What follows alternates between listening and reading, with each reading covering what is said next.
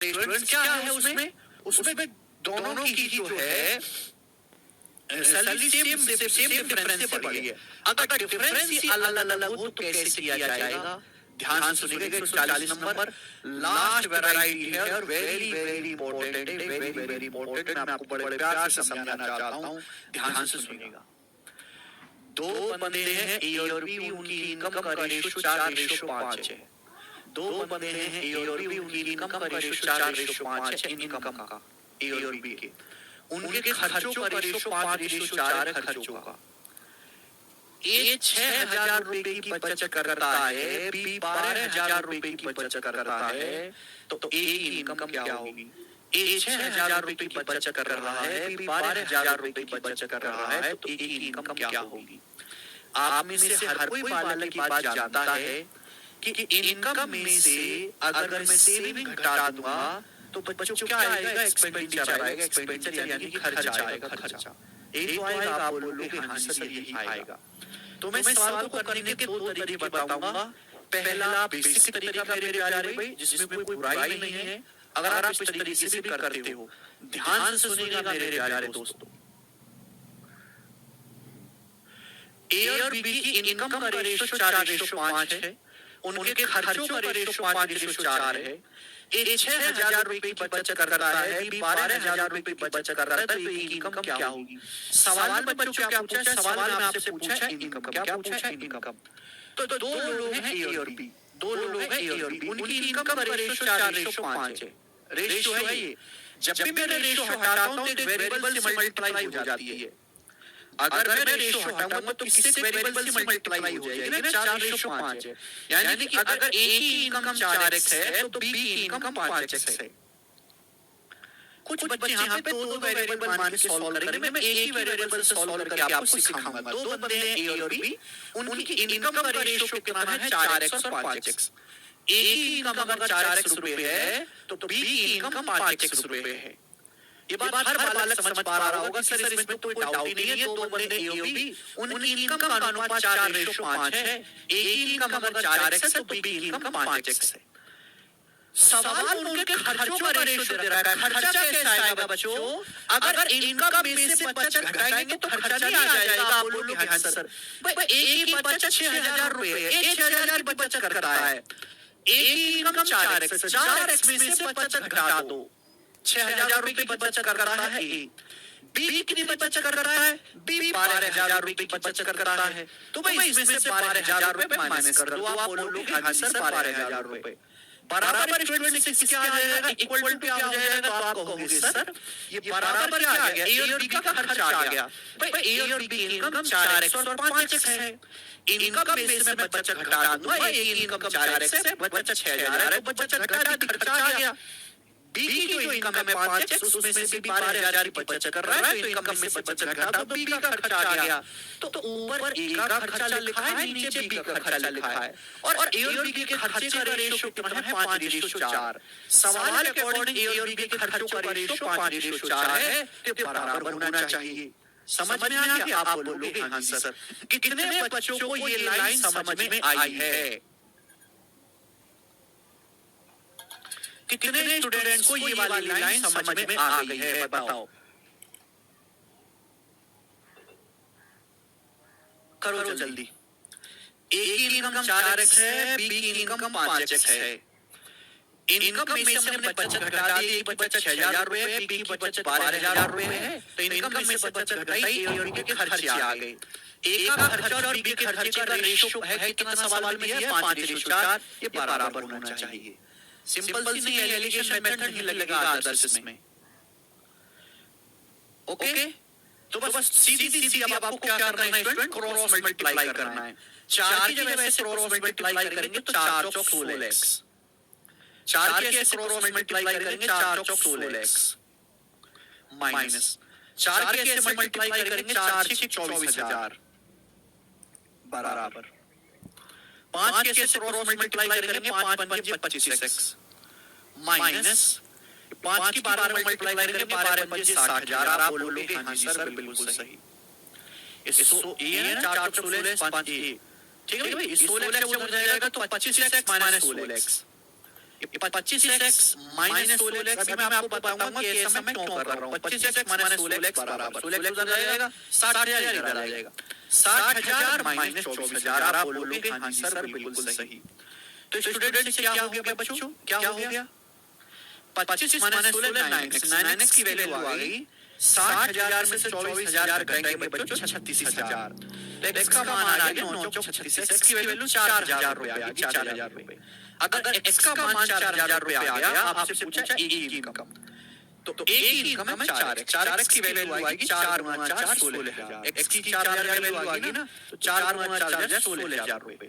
तो a की income 16,000 रुपए है, डी ऑप्शन। ये सवाल का मेरे दोस्तों तो बेसिक तरीका है जो आप में से ज्यादातर बच्चे पहले से खुद भी सोच पाए होंगे।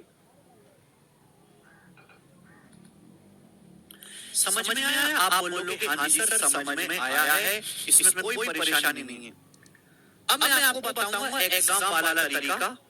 पेपर में आपको ऐसे नहीं करना, पर आपको आना जरूर चाहिए था। एग्जाम वाला तरीका मेरे प्यारे भाई, सब लोग मेरी बात को गौर से सुनिएगा जो मैं आपको बताऊंगा। सवाल मैं थोड़ा सा छोटा कर दे रहा हूँ। मैं आपको कांसेप्ट सिखाना चाहूंगा, क्रॉस मल्टीप्लिकेशन मेथड। कौन सा method? Cross multiplication method.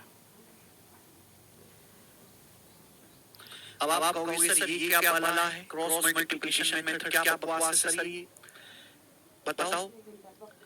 Student ये एक ऐसा मेथड है, ये ऐसा तरीका है, ध्यान से मेरी बात को सुनिएगा। अगर किसी भी सवाल में आपको इनिशियल रेशियो दिया है, दो लोग हैं ए और बी, दो लोग हैं ए और बी, किसी भी सवाल में आपको इनिशियल रेशियो दिया है, ए और बी की इनकम का रेशियो कितना दिया सवाल में? ए और बी की इनकम का रेशियो 4:5 है। किसी भी सवाल में आपको इनिशियल रेशियो दिया है, मैं बात जानता हूं कि इनकम माइनस सेविंग बराबर एक्सपेंडिचर, मैं बात अच्छी तरीके से जानता हूं। अगर किसी भी सवाल में इनिशियल रेशियो, ए और बी की इनकम का रेशियो, इनिशियल रेशियो, उसमें फिर आपको चेंज दिया है, चेंज दिया है, और फिर फाइनल रेशियो दिया है, फाइनल रेशियो आपको इनिशियल वैल्यू का रेशियो दिया है, ए और बी की इनकम का मेरे दोस्तों रेशियो दिया है, इनिशियल फिर चेंज दिया है, और फिर फाइनल रेशियो दिया है। ऐसे हर एक सवाल मेरे प्यारे भाई क्रॉस मल्टीप्लिकेशन मेथड लग सकता है। दो लोग हैं ए और बी, उनकी इनकम का रेशियो 4:5 है।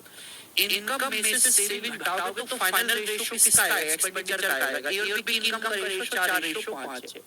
ए की इनकम 6,000 है, ए की बचत 6,000 है, तो इनकम में बचत घटाएंगे 6,000 रुपए। बी की बचत कितनी है? 12,000। ये है मेरे दोस्तों चेंज, सवाल में आपको चेंज दिया है, चेंज बदलाव दिया है। ए और बी की इनकम का रेशियो 4:5 है। इनकम में से बचत माइनस करेंगे, मैंने माइनस किया है ना, इनकम में से 6,000 रुपए बचत माइनस करेंगे, ए की बी की बचत 12,000 माइनस करेंगे, तो फाइनल रेशियो किसका आएगा? फाइनल रेशियो आएगा ए और बी के एक्सपेंडिचर का। ए और बी के एक्सपेंडिचर का रेशियो है वो कितना है? 5:4 है। आप बोलोगे हाँ सर बिल्कुल सही, इसमें कोई भी परेशानी नहीं है। समझ में आया? तो ये मेथड हर एक सवाल में लगेगा जहां आपको इनिशियल रेशियो दिया है, ए और बी की इनकम का रेशियो दिया है, फिर उस रेशियो में चेंज दिया है, बदलाव, फिर आपको मेरे दोस्तों फाइनल रेशियो दिया, फाइनल रेशियो। आप बोलोगे हाँ जी सर बिल्कुल सही बात समझे, ठीक है। यहाँ तक किसी स्टूडेंट को कोई परेशानी नहीं, कोई भी परेशानी नहीं है। थोड़ी देर सुनते रहिएगा मेरी बात को, उसके बाद कुछ बोलिएगा, ठीक है जी। आप बोलोगे हाँ जी सर बिल्कुल। करना क्या है इसमें? ऐसे क्रॉस मल्टीप्लाई करो, 4 चौक 16, देखो यहाँ भी ऐसे हुआ 4 चौक 16 और 5 25 25, ऐसे क्रॉस मल्टीप्लाई करके डिफरेंस लो। 4 चौक 16, 5 25 25, 16 और 25 का डिफरेंस, 16 और 25 का डिफरेंस कितना आएगा? 9। क्रॉस मल्टीप्लाई करके डिफरेंस लेना है। आप बोलोगे हाँ जी सर 9। समझ में आया? आप बोलोगे हाँ जी सर आया। फिर ऐसे क्रॉस मल्टीप्लाई करो, 12 पंजे 60, 12 पंजे 60 और 6 चौक 24, 60,000 और 24,000, 60,000 और 24,000 का डिफरेंस कितना है? 36,000। 36,000 आप बोलोगे हाँ जी सर बिल्कुल सही। तो 9 यूनिट की वैल्यू 36,000 रुपए है। तो एक यूनिट की वैल्यू कितनी आएगी? 4,000 रुपए। ये हमेशा इनिशियल रेशियो का मल्टीप्लायर आता है, ये हमेशा इनिशियल रेशियो का। ये एक यूनिट क्या है? यही एक्स की वैल्यू आ गई मेरे दोस्तों। आप बोलोगे हाँ जी सर ये एक्स किसका मल्टीप्लायर है? ये एक्स ए और बी की इनकम का मल्टीप्लायर है, इनकम का मल्टीप्लायर है एक्स। यानी कि ये इनिशियल रेशियो का मल्टीप्लायर आएगा, हमेशा इनिशियल रेशियो का मल्टीप्लायर आएगा। ए और बी की इनकम का रेशियो कितना है? 4:5। एक यूनिट की वैल्यू 4,000 रुपए है, तो 4 यूनिट की वैल्यू कितनी है? 16,000 रुपए।